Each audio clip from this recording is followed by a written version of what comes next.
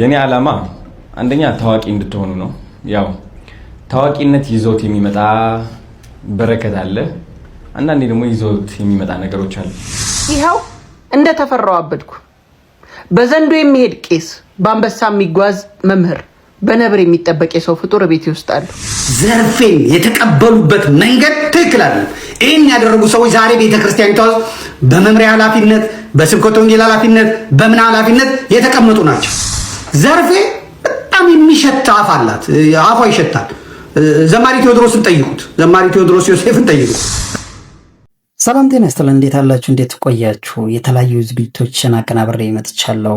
እንግዲህ እንድትከታተሉኝ በአክብሮት እየጋበዝኩ ላይክ፣ ሼር፣ ኮሜንት በማድረግ ትተባበሩኝ ዘንድ በትህትና ጠይቃለሁ። ወደ መጀመሪያው ዝግጅቴ ከመግባቴ በፊት የአዶናይን መልእክት እስቲ እንስማው። ለወጣቱ የሆነ መልእክት አለው ብዬ ስለማምን ተከታተሉት። አብዛኛው ወጣት እንዲረዳኝ ማለት ነው በሚገባቸው መልክ ላስረዳቸው እፈልጋለሁ።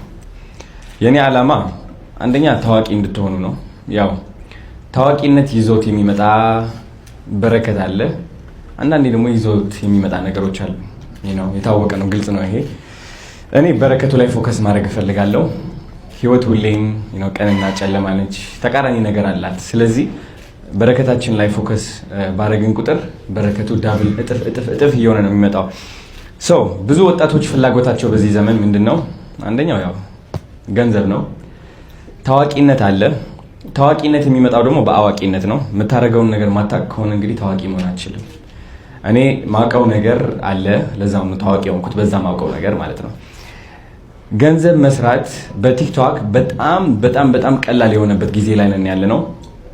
እኔ ቲክቶክ ስልጠና ስሰጥ፣ ኮንተንት ክሪኤሽን ክላስ ስሰጥ በአፍሪ ቱቶርስ ማለት ነው። ዝም ብላችሁ ተምራችሁ ቪዲዮ መቅረጽ ጀምራችሁ በዛው እንድትሄዱ አይደለም። የኔ ዓላማ ቲክቶክ ተምራችሁ ኮንተንት ክሪኤሽን ተምራችሁ ከዛ መጨረሻ ከፍተኛ ተከፋይ እንድትሆኑ ነው። ቢዝነስ ከሆናችሁ እንዴት አድርጋችሁ የእናንተ ቢዝነስ አሁን ለምሳሌ 22 ወይም የሆነ ሰፈር ብትሄዱ ስንት ስልክ ቤቶች ነው ያሉት? በጣም ብዙ ስልክ ቤቶች አሉ። የተለያየ ስም ነው ያላቸው፣ የተለያየ ንግድ ፍቃድ አላቸው አይደለ? ከነዚህ ስልክ ቤቶች የሚለየህ አንድ ነገር ምንድነው? በምንድን ነው የምትለየው? ወይም ደግሞ ልብስ የምትሸጥ ከሆነ ምንድን ነው የምትለየው? አብዛኛው ሱቆች ከቱርኪ ነው የሚያስመጧቸው ልብሶቻቸው። የተለያዩ ፋሽኖች፣ ስታይሎች አሉ። ግን እንዴት አድርገህ ለየት ብለህ ትቀርባለህ? ይህ ነው ሚስጥሩ፣ ይህ ነው ስኪሉ። እቺን ካወቅባት ያንተን የሚመስል ፕሮዳክት የያዙ ማአት ቢዝነሶች እንዳሉ እያወቅ ግን ደግሞ እኔ ማስተምራትን የቲክቶክ ስልጠና፣ የኮንተንት ክሪኤሽን ስልጠና ካወቅ ስቲል አንደኛ ትሆናለህ። ስቲል ያንተ ልብሶች አንደኛ ናቸው። ያንተ ልብሶች ሞር ኳሊቲ ናቸው። እነዚህ ሀሳቦች የምናስተላልፍበት በቲክቶክ ነው። ዘመኑ ተቀይሯል። ማስታወቂያ እንግዲህ ድሮ እንለጥፍ ነበር ግድግዳ ላይ፣ በጣም ውድ ነበሩ። ኢቭን መንገድ ላይም አሉ ስክሪኖች፣ በጣም ውድ ነበሩ። ሰው ግን የለም አሁን። ኢቭን እኮ እርስ በራሳችን እያወራን እያለው ስልካችን ላይ አይገርምም? ሁላችንም ማለት ነው በየ2 ደቂቃው ስክሮል እንዳደረግን የሆነ አዲክሽን መጥቶብናል። የሆነ ሱስ ማለት ነው፣ የማይፋታ ሱስ። እንግዲህ ይህ ሱስ ነው፣ አቴንሽን ይባላል። አቴንሽን ኢዝ ዘ ሪል ከረንሲ እዚህ ጀነሬሽን ላይ። አቴንሽን ማለት ትኩረት ነው። የሰው ትኩረት መያዝ አቅሙ ካለ ህይወትህን በአጠቃላይ መቀየር ትችላለህ፣ በግለሰብ ደረጃ ሳይሆን በቢዝነሶችም ደረጃ። ስለዚህ ሁላችሁም እንድትቀላቀሉ እፈልጋለሁ። አዲሱ ጀነሬሽን መጥቷል። አዲሱ ኒው ማኒ መጥቷል። ቲክቶክ እንግዲህ የኢትዮጵያ ኢኮኖሚ በአብዛኛው የብዙ ሰው ህይወት እየቀየረ ነው ያለው፣ የብዙ ከኔ ጀምሮ። እኔ ካናዳ ያለው ታስታውሱ ከሆነ ቪዲዮዎችን ካያችሁ በረንዳ ልወጣ ቀርቤ ነው ወጥቻለሁ። እውነት ለመናገር ሻንጣይን ይዤ ወዴት እንደሚሄድ አላውቅም። $100 ነበር የሰጠኝ ከዝኔ። እቺ $100 ለኡበር ሆነች መንገድ ለመንገድ። ከዛ ዝም ብዬ እዞራለሁ። ምንድነው ማድረገው? ምን እያደረኩኝ ነው? የዛኔ አስታውሳለሁ ለ2 ዓመት ሙሉ እኮ ተቀጣሪነት ወጥቼ ነበረ። ከዛ የዛች ቀን ግን በረዶ ቅጥቅጥ ሲያደርገኝ ቦርሳዬን ይዤ በትክክል ማሰብ ጀመርኩኝ። ለምንድነው ኢትዮጵያ ሄጄ ማልሰራው? ለምንድነው እዚህ የምሰቃየው? ቢካዝ ከ2 ዓመት ከተቀጣሪነት ወጥቼ አስቡት እንግዲህ ተመልሼ ተቀጣሪ ለመሆን ስሞክር እንደገና ቢካዝ ከዛ በፊት እየሰራሁት የነበረው ስራ ሱፐርቫይዘር ነበርኩኝ። የሴኩሪቲ ተከፋይነቴ እየጨመረ ነበር። ቢካዝ ለ3 ዓመት ነው 4 ዓመት ሰርቻለሁ እዛ ቦታ ላይ። በየአመቱ ክፍያ እየተጨመረ መጣና ከዛ አቋረጥኩኝ። የራሴ ስራ ጀመርኩኝ፣ ወደቅኩኝ፣ በረንዳን ወጣው። ከዛ ተመልሼ እንደገና ወደ ዜሮ ልመለስ፣ ወደ ዝቅተኛ ተከፋይነት። ልምድ የለህም ተብዬ ማለት ነው። እና ኦኬ የሆነ ስህተት ሰርቻለሁ፣ ኢትዮጵያዊ መመለስ አለብኝ።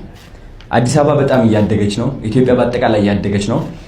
በጣም ብዙ እድሎች እየመጡ ነው። ለወጣቶች እያስተዋላችሁት ነው። ሶሻል ሚዲያ ደግሞ የዚህ ለውጥ ዋነኛው ቁልፍ ሆኗል። በአሁን ጊዜ አዶናይ የነበረበት ደረጃና ኢትዮጵያ ሲመጣ የነበረበት ያለው ደረጃ በጣም ተቃራኒ ነው። አሁን ነው እንደውም የውጭ ሀገር ኑሮ እየኖርክ ያለሁት እውነት ለመናገር ውጪ ከሆነ አሁን ነው ውጪ ነው ያለሁት።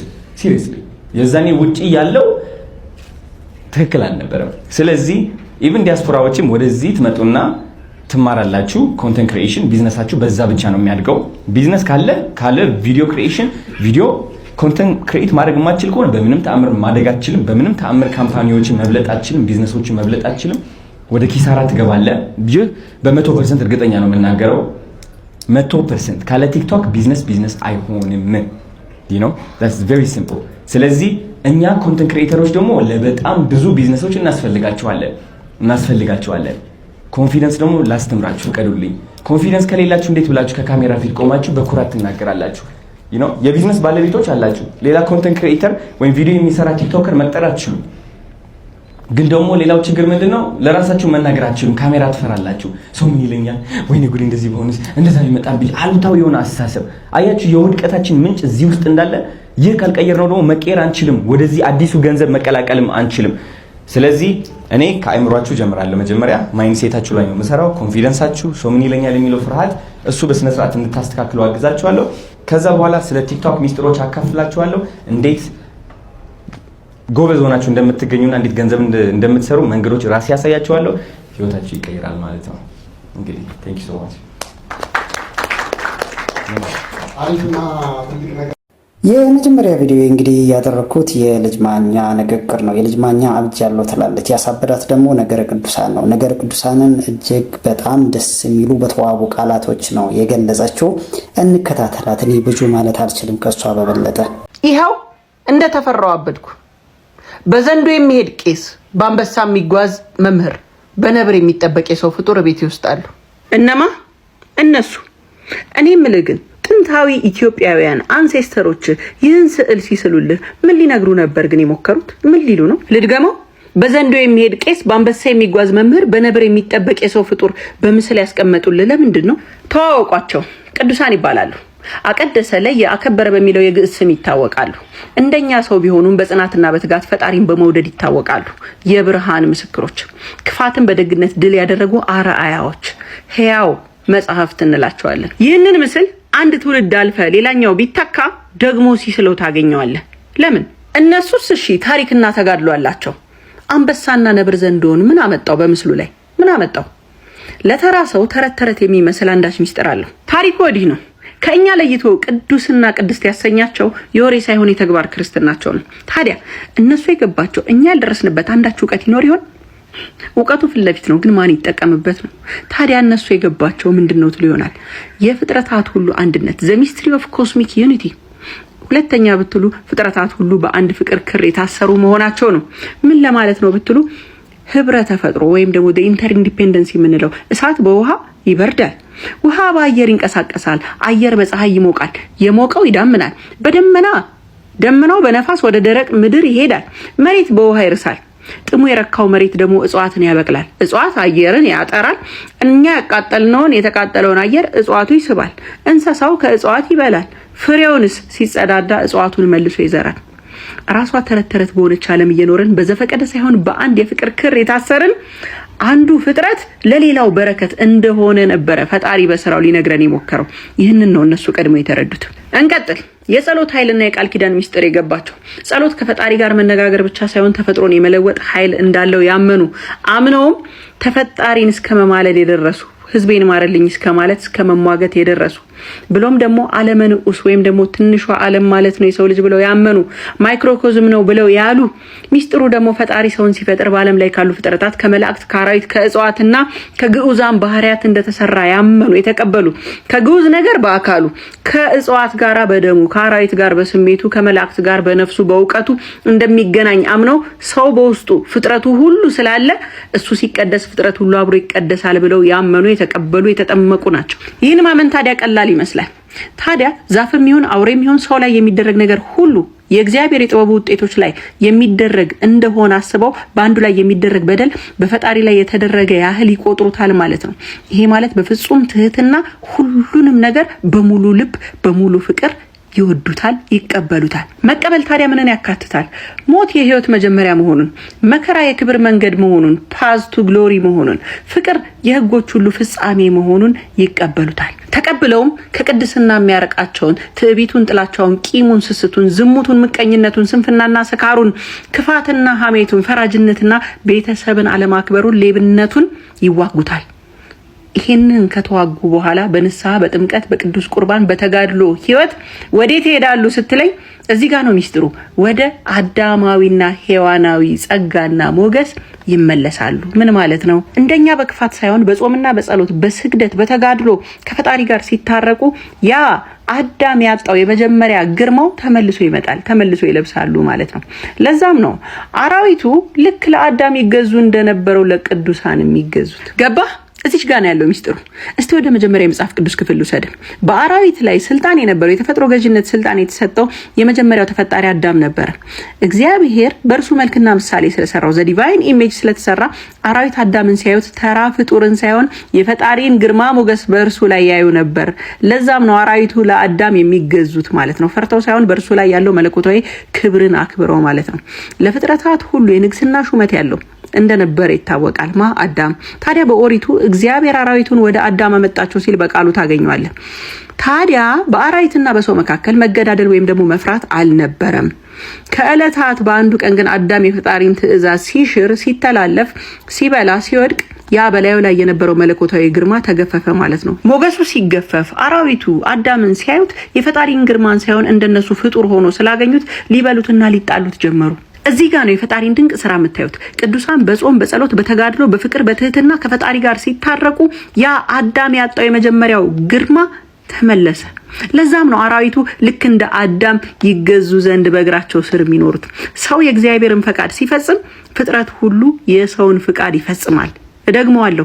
ሰው የእግዚአብሔርን ፍቃድ ሲፈጽም ፍጥረት ሁሉ የሰውን ፍቃድ ይፈጽማል። ከቅዱሱ መጽሐፍ ማንን ተምሳሌት አድርገው ብትለኝ ዳንኤል በአንበሳ ፊት፣ ነብዩ ዮናስ በአሳ ነባሪ፣ ነብዩ ኤልያስ በቁራዎች፣ ሳምሶን በአንበሳው፣ ቅዱስ ጴጥሮስ በአሳው፣ ቅዱስ ጳውሎስ በእባቡ እንዴት ነው የሰለጠኑት ብለን ራሳችንን መፈተሽ፣ መጠየቅ፣ መመርመር እንድንችል ነው እነኚህ ቅዱሳን የተቀመጡት። ይቺን ታክል ካልኩ እንግዲህ እኔ ትውልድ እነዚህን ቅዱሳን ስዕላት ስትመለከት አራዊቱ የስዕል ማስዋቢያ እንዳልሆነ፣ መንፈሳዊ ትርጉም የሚስጥር ቋንቋ እንደያዘ፣ የድል ምልከታ በሰይጣን ላይ የሰላም የእርቅ ምልክት፣ የጠፋው ግርማ መመለስ፣ የበትረ ሙሴ ስልጣነ እግዚአብሔር መመራታቸውን የሚገልጽ እንደሆነ አስብበት እና አትርበትበት። የኔ ትውልድ በቤትህ ጽና፣ እምነትህን ፈትሽ፣ ፈጣሪም ፈልግ። እኔ ተውኝ፣ እኔ እኮ አብጃለሁ። እኔ የለውም እኮ አብጃለሁ። ነገሩ ጻድቅ መታሰቢያው ለዘላለም ይኖራል ያለው እኮ ራሱ ባለቤቱ ነው እኮ ያለው። እኔ እኮ አይደለሁም ያልኩት። እኔ እኮ አረባም ሲጀመር። እንግዲህ ሌላኛው ቪዲዮ ዘመድኩን በቀለ ዘርፌ ከበደ ላይ ያስወነጨፈው ሚሳኤል ማለት ይችላለሁ። እጅግ ይከብዳል። በእርግጥ በዚህ በጾም ወቅት እንደዚህ መናገር ባይቻልም እንግዲህ እሱ ተናግሮታል። እናንተ ደግሞ አዳምጡና እንግዲህ የራሳችሁን አረዳድ ወሰዱ። የኢትዮጵያ ቤተክርስቲያን ዘርፌን የተቀበላት የለም። ስተት ተሰርቷል። የተሰራው ስተት ደግሞ ስተቱን የሰሩ ሰዎች እሷ ይሄን መናገር አልፈለገችም። ይሄ እኔ ደግሞ ነጭነቿን ስለምናገር ዘርፌ ስትመጣ የተቀበሉበት መንገድ ነው ትክክል ያልሆነው። ዘርፌ ስትመጣ የተቀበሉበት መንገድ ትክክል አይደለም። ይሄን ያደረጉት ደግሞ ህሊናቸው ይወቅሳቸዋል። አገልጋዮቹ ሰባኪያኑ ህሊናቸው ይወቅሳቸዋል። እሷም ይሁነኝ ብላ አንድ ጥብኛ የሆነች መቀመጫ አለቻት። እሷን ውጥርጥር እያደረገች ከዚህ በላይ ቀጭን ልብስ ከዚህ በላይ ያ መቀመጫዋን አጉልቶ የሚያሳይ ያደረገች መነኮሳቱ ፊት፣ አገልጋዩ ፊት፣ ካህናቱ ፊት አጭር ሚኒስከርት ነጠላ እያደረገች ፍርድስ እያለች ፈተና ሆናባቸው ቤተክርስቲያንን አውካለች። ይሄን ማለፍ ያቃታቸው ደግሞ አገልጋይ ነን የሚሉ ተልከስክሰዋል። በዚህ ምክንያት ተንቀዋል። ሃይማኖት ይሄ ነው ወይ ብላ ዘርፌን አትናገርም። እሷ ኢየሱስ ነካኝ፣ ደረቴን፣ ወገቤን፣ ከንፈሬን ሳሚን፣ ግንባሬ ላይ ዳሰሰኝ ነው የምትለው አይደለም። ዘርፌን የተቀበሉበት መንገድ ትክክል አይደለም። ይህን ያደረጉ ሰዎች ዛሬ ቤተክርስቲያኒቷ ውስጥ በመምሪያ ኃላፊነት፣ በስብከተ ወንጌል ኃላፊነት፣ በምን ኃላፊነት የተቀመጡ ናቸው። ዓለም ላይ ጠግባው ዓለም ላይ ብላው ያቃታትን እርኩሰት ቤተ መቅደሱ ውስጥ ጠንስሰው የተቀበሏት የደሃ እንኳን የከበረ ነው የግልሙትና አስተሳሰብ ያላቸው ሳይጠሩ የመጡ አገልጋዮች አግኝተዋታል። እና ወደ ገዳም ከመውሰድ ወደ ምን ከመውሰድ ወደ በየቤርጎ በመውሰድ የርኩሰት ካባን አላብሰዋታል። ይሄ ይቅር የማይባል ነው። እውነት ነው መነጋገር ያለብን። ዘርፌ በቤተ ክርስቲያን ውስጥ መታ ለቤተ ክርስቲያን ያደረገችው ነገር ምንድነው የተባለ እንደሆነ ክህነት ያላቸውን ሰዎች እየመረጠች እያገባች ከክህነታቸው ማሻር። ይሄ ነበረ ስራዋ። ዘርፌን የተጫናት አጋንንት ኢትዮጵያም ውስጥ አሜሪካንም ውስጥ ሄዶ ክህነት ያላቸውን ወንድሞች ዲያቆናትን እነሱም ደግሞ ድምፃዊ ያገኘን ብለው ቁጥር አንዷ ካሴት 90,000 ተሽጧል፣ 100,000 200,000 ተሽጧል። አሁን ቁጥር ሁለትን ደግሞ እኔን ስታገባ 500,000 ይሸጣል። ከዛ የትም ስትጠራ አብሬያት እሄዳለሁ እያለ ሂሳብ እየሰራ ዘው ብሎ ይገባል። አሁን የጋምቤላ የደቡብ ሱዳኑ አባ ሩፋኤል የሚባለው ሹፌራቸውን ጠሩት። እሷን ጠሯትና እዛ በተኔ ዘርፍ ያሏት እሷ መጣች። ከዛ ሹፌራቸውን እዛ አብሯቸው የሚሰራ ልጅ አለ ወንድማችን ቤተ ክህነት ነው አሁን የሚሰራው ዲያቆን ነው። አመጡ እቺ ልጅ እንዳታመልጥ እናቴ ሂሳቡን ሰሩ። ይሄ ካሴት በ10 ብር ቢሸጥ ሲዲው በ20 ብር ቢሸጥ ስንት ነው? ይሄና እንደዚህ ኦኬ በቃ አንተም አለፈልህ እኔ ይሄን አለ። እሺ ነይ ዘርፌ በቃ ቃል ግባ እዚህ መጽሐፍ ቅዱስ መጣ ምን አለ በቁርባን እኔ ባሏ ከምሽቱ 2 ሰዓት ተኩል የጀመረ እስከ ምሽቱ 4 ሰዓት ተኩል ትምህርት ሚኒስቴር ህንጻ 4 ኪሎ ትምህርት ሚኒስቴር ህንጻ እንባ እያወጣ እያለቀሰ ነው የመጀመሪያ ባሏ ያጫወተኝ ማለት ነው። አረ ጴንጤ ሆነችብኝ ምን ላድርግ? ጳጳሱ እንትና ተክሊየን ያጋባኝ እኔ እንዴት ላድርገው? እኛ አላቅልህም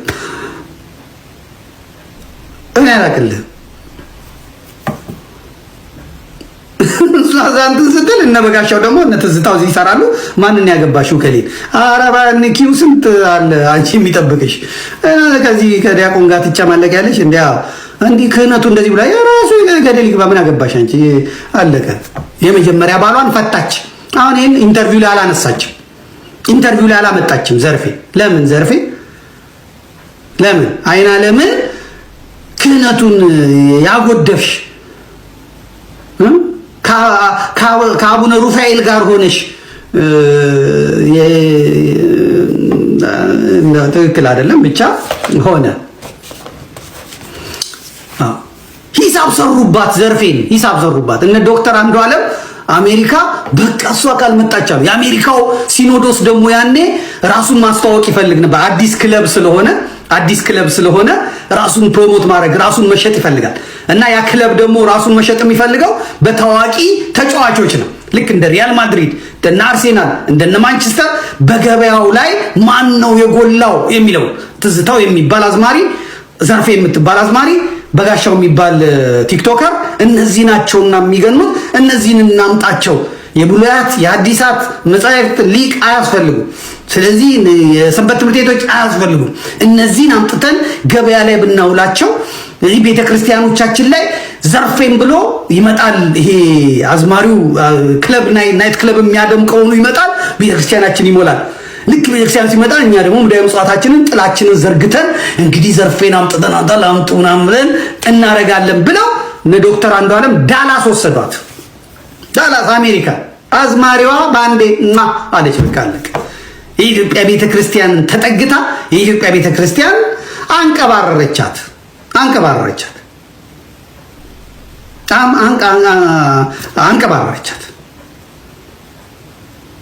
በዛ አሜሪካ ምናምን ደግሞ ስትሄድ እዚህ ለመቅረት ምን ለማለት እንያዛት አሉና ዶክተር ገብርኤል የሚባል ዲያቆን ያንን ዲያቆን እዛ ጳጳስ አጋብቷታል። እዚህ ደግሞ እነሱ ይሄንን ከኛ እንዳታመልጥ የኛን ልጅ እንዳርላት አሉና ዲያቆኑን አመጡና እንካ ግባ አሉት። ይቺ በየሄደችበት የምታገባ በየሄደችበት ስትቅም አጋንንቱ ሳይወጣላት አገልግሎት ላይ አወጧት፣ አውደ ምሕረት ላይ አወጧት። እዛ ጻድቃኔም ብቻዋን ጫካ ስትል እንጂ ካህናት አላገኟትም፣ መነኮሳት አላገኟትም፣ ዲያቆናት አላገኟትም። ይሄ ጭፈራ ቤቱ፣ የናይት ክለቡ፣ ይሄ ዝሙቱ፣ ይሄ እርኩሰቱ፣ ይሄ መዳራቱ፣ ይሄ ሺሻው፣ ይሄ ምኑ ሳይወጣላት ድምፅ ብቻ ስላላት። አሁንም እኮ ችግሩ ይሄ ነው። የቤተ ክርስቲያን ትልቁ ፈተና ህይወት አይደለም የሚታየው፣ መልክ ነው የሚታየው። ህይወት አይደለም የሚታየው፣ ድምፅ ነው የሚታየው። ህይወት አይደለም የሚታየው፣ ገንዘብ ነው የሚታየው። ህይወት አይደለም የሚታየው፣ የቤተሰብ የባንክ አካውንት ነው የሚታየው። ስለዚህ ጤዛ ነው። ዛሬ ይታያል፣ ነገ ይፈርሳል። ንቅንቅ ብለህ 20-30 ዓመት እያገለገልክ ለመቆየት በጽናት ለማለፍ እነዚህ ክራይቴሪያዎች ላይኖሩ መኖር የለባቸው። መጀመሪያ አንድ አገልጋይ ጎል ሴቲንግ ትሉታለች። ሱራፌል እኮ እንግሊዝኛ እያለማመደ ምንም ትቀርጻላችሁ አይደል? አላማችሁን ትቀርጻላችሁ። እዚህ ለመድረስ ነው ብላችሁ ነው የምትሄዱት። እዛ ለመድረስ ስትሄዱ መንገዱ ሩቅ ነው። እዛ መንገድ ላይ ስትሄዱ በዚህ ጠላፊ አለ፣ በዚህ መውደቅ አለ፣ መራብ አለ፣ መጠማት አለ፣ ምናምን አለ። ያንን ሁሉ አልፈህ የፈለግከው ቦታ ነው መድረስ የምትችለው። አሁን እኮ ያመጧቸዋል። ፈተና የለ፣ ማለፊያ የለ፣ ምን የለ። ዘጭ አድርገው በሊፍት አምጥተው እዛ ጋር ያስቀምጧቸዋል። ከዚህ እዛ እንዴት እንደደረሱ አያውቁም። ጭምልቅልቅ ይላሉ ማለት ነው። ስለዚህ ዘርፌ የኢትዮጵያ ቤተክርስቲያንን ያችን ጥብኛ መቀመጫዋን ብጥ እያደረገች በታይትና በምን አውደ ምሕረት ላይ ከኋላ አገልጋዮች አይናቸውን እዛ ላይ ተክለው እንዳይነሱ በማድረግ ማለት ነው ፍዳን ያበላቸው። እግዚአብሔር ደግሞ ሁለት ነገር ሰጥቷል ነበር ዘርፌን ማለት ነው። ዛሬ እሷ ቤተክርስቲያን ላይ ይሄን ካደረገች እውነቱን መናገር አለብኝ። ዘርፌ በጣም የሚሸት አፍ አላት። አፏ ይሸታል። ዘማሪ ቴዎድሮስን ጠይቁት። ዘማሪ ቴዎድሮስ ዮሴፍን ጠይቁት።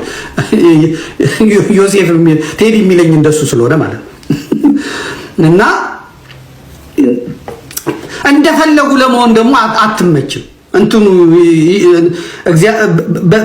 በሌላ ነገሯ ለዝሙት ይፈልጓትና ከዛ በኋላ ደግሞ ሲቀርቧት ደግሞ ከዚህ ጠረን አለ እና ብዙ ሰው ከመሞት ሄዳ ነው ብዙ ሰው እንትን ያለው ብሎ በዚህ ምክንያት እውነቱን መነጋገር አለብን። ዘርፌ መጣት ነገር አሁን አስተካክላው ከሆነ አሁን ምናምን ከሆነ አላውቅም። ችግሩ ግን የነበረባቸው እነዚህ የኛ ጋለሞቶች ዋና ችግራቸው በሙሉ እንዳያልቁ ዋና ምክንያት የሆነባቸው የአፏ ጠረን ከውስጥ የሚመጣ የአፍ ጠረን በጣም በጥፎ የአፍ ጠረን ነበረባት። ሊተኟት ይፈልጋሉ፣ ሊጉለሙቱ ይፈልጋሉ፣ ምን ይፈልጋሉ። ግን ደግሞ ቤት በኩል እንደዚህ እያሉ ይሄዳል። ይሄ በሕክምና በጠበልም በምርመራም የሚስተካከል ነገር ነው። ለብዙዎቹ ግን ያዳናቸው የዘርፌ የአፍ ጠረኗ ነው። ያ የአፍ ክርፋቷ አሁን ወጣና የበለጠ ደግሞ ቤተክርስቲያን ላይ እንድታስታውቅ አደረጋት ማለት ነው። አሜን ነው። አሜን። እንደዛ ነው። ስለዚህ ዘርፌ በኢትዮጵያ ቤተክርስቲያን ውስጥ የኢትዮጵያ ቤተክርስቲያን ከትቢያ አንስታት አሰብ የነበረች ናት። የወሎ ሰው ናት። ከኤርትራ ስትባረር የኢትዮጵያ ተቀብላት ከዚያ የብአዴን አገልጋይ ሆና ዘፋኝ ሆና ከዚያ ዱባይ ሄዳ ሲጋራዋን ጫቷን ስትቀጠቅጥ ከርማ ከዛ እናት ቤተክርስቲያን ተቀብላት ጻድቃኔ ማርያም አስቀምጣት እንባዋን አብሳላት ማንም ያላገኘውን ክብር 40 ዓመት 20 ዓመት ቤተክርስቲያንን ያገለገሉ ሊቃውንት የቡልያት የሐዲሳት ሊቃውንት መሪ ጌቶች ድምፃውያን እነኔታ ገብረ መስቀል የላሊበላው የቤዛ ኩሉ ዓለም ያንን ድምፀ ሽቅርቅሮች ያላገኙትን ክብር በመቃብር ቤት የሚሰቃዩ ሰዎች እያሉ እሷ ከመሸታ ቤት አምጥቶ እግዚአብሔር ከሺሻው ላይ አምጥቶ ቀጫቱ ላይ አምጥቶ እግዚአብሔር እንዲህ ማድረግ ይችላል ብሎ አምጥቶ አውደ ምሕረት ላይ አቆማት። ብፁዕ ወቅዱስ አባታችን ቃለ ምዕዳንና ቡራኬ ከመስጠታቸው በፊት እህታችን ዘማሪት ድምፀ መረዋዋ ዘርፌ ከበደ ትዘምርልናለች እየተባለ የዕለቱ መምህር ሳይሰብክ የዕለቱ ሊቃውንት እንትን ሳይሉ ወረባቸው በጫጫታ የሰንበት ተማሪዎቹ ዝማሬ ወር የለፉበት 6 ወር የለፉበት ዝማሬ ሳይሰማ እሷ ከፓትርያርኩ በፊት ከሊቀ ጳጳሱ በፊት ቀርባ ያንን ሁሉ ወፈ ሰማይ ምዕመን ስታስብል ስታዘፍን ስትጨርስ ደግሞ እንትኑ ተቀብሎላት የስብከተ ወንጌል ኃላፊው የመድረኩ መሪ ተቀብሎ በእውነት ምዕመናን በእውነት ሰማችኋት አይደል? አጥንት የሚያለ ፀጉር የሚነቅል በእውነት አንጀት የሚል ሰማችኋት? አቤት የእግዚአብሔር ስጦታ በሉ። ሲዲው እዛ ጋር አለ 20 ብር ነው። ካሴቱ 15 ብር ነው። የታችን ነው ግዙ ተብሎ ቀረጥ የለው ምን የለው ያ ሁላ ህዝብ ያን ሲዲ ገዝቶላት እሷ ዝንጥ ብላ የምትኖር አዝማሪ ሆና ዱባይ ሄዳ የአረብ መጫወቻ የነበረችው ልጅ አምጥቶ እግዚአብሔር ዘማሪት ዘርፌ እኛ ጋር መጪም ስፔን መድኃኔዓለም እሺ እመጣለሁ ግን ለንደን ስላለኝ እንዴት ላርግ ቆይ አይንተን እኮ ስዊድን መሄድ ነበረብኝ የታሳስ ገብርኤል ሳንዲያጎ ነኝ አኖኒ ካናዳ ነው የሚሄደው ደቡብ አፍሪካ ሆነ አይመቸኝም እንድትል ያደረገች አለች ቤተክርስቲያን ናት። አሁን ጴንጤ ሆና እንኳን አላገኘችውም ያንን እድል ጴንጤ ሆና እንዲህ የሰደበቻት ቤተክርስቲያን አላገኘችም። አሁን ዘርፌ የምትሄደው የት ነው? እዩ ጩፋ ጉባኤ ዛሬ እዩ ጩፋ ጉባኤ ላይ ታችን መጣለች ከኦርቶዶክስ የመጣች ናት ዘምር ይሏታል። ትወጣና የአባቴ እናቷ ዛሬ ይነሳባታል እሳት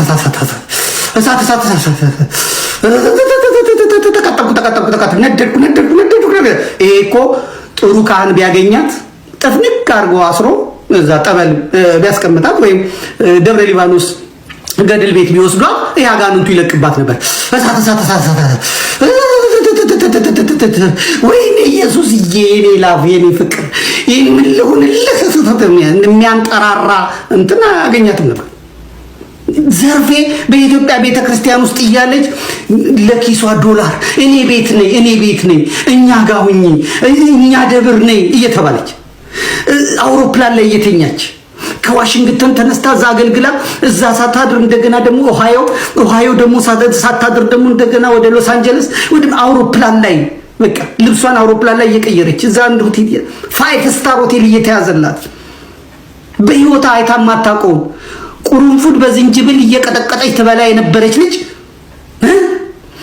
ዘላለም ምግቧ ቲማቲም በጨውና በቃሪያ የነበረች ልጅ ዛሬ ይሄኛው ነው አይመቸኝም ያለች አመዳም ሊሉ እንደ ካፌን የመለከው ጾም ነው። እኔ አሁን እንደዚህ አልናገርም፣ ግን ያቺ አሸቦ የጨውቃ የመሰለች ልጅ የኢትዮጵያ ቤተክርስቲያን አንስታ ወልውላ እርኩሰቷን ግልሙትናዋን ኃጢያቷን አጥባ አውደ ምሕረቷ ላይ አቁማ ታቦት ፊት አቁማ እኔ እንደወደድኳት ውደዷት እኔ እንዳከበርኳት አክብሯት ብላ ባስቀመጠች ዛሬ መናገር የለም። ግን ያንን እድል አሁን መልሶ ማግኘት አይቻልም።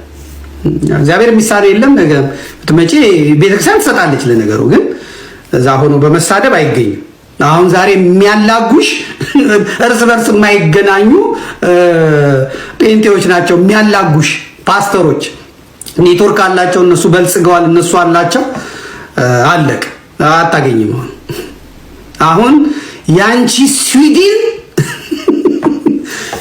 ጩፋ ጋር ያንቺ ሎስ አንጀለስ ዳንሳ ነው።